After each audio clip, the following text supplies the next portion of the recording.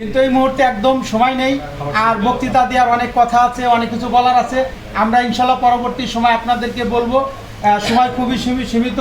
এখন যে বিষয়টা আমরা বলবো সেটা হচ্ছে যে আমরা আল্লাহর কাছে দোয়া করব যে আল্লাহ আমাদেরকে সবাইকে সুন্দর এবং সুস্থ রাখুক এবং আমাদের এই ফরিদপুর জেলা শাখা বাবুসের অধীনে যে আমাদের কার্যক্রম আছে এই কার্যক্রমকে আরও শক্তিশালী এবং বেগবান করার জন্য আমরা সার্বিক সহযোগিতা ইনশাল্লাহ করব এবং এই সমিতির যারা সদস্য আছেন তাদেরকে যে যেখানেই আছেন আমরা সুন্দরভাবে বসে তাদেরকে সমিতির আওতায় অনেকে আছেন অনেকেই নাই, তারা কিভাবে আসবে তাদের সুন্দর আলোচনার মাধ্যমে তাদের সদস্যপদ নতুনভাবে নবায়ন করা এবং তাদেরকে কিভাবে সুশৃঙ্খলভাবে নিয়ে আসা যায় সে ব্যাপারে আমাদের ফরিদপুর জেলা কমিটি অবশ্যই সহযোগিতা করবে।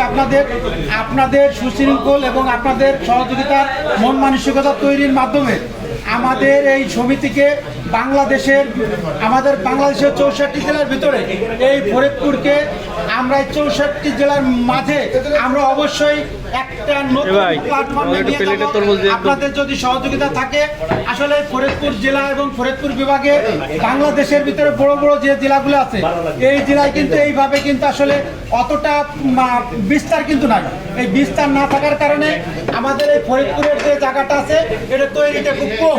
এজন্য আমরা ইনশাল্লাহ সামনে ভালোভাবে করার চেষ্টা করব। আপনাদের সহযোগিতা চাই।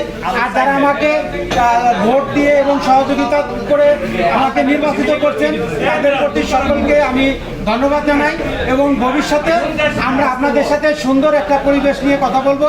সবাই আমার জন্য দোয়া করবেন, ভালো থাকবেন, সুস্থ থাকবেন। আল্লাহ হাফেজ।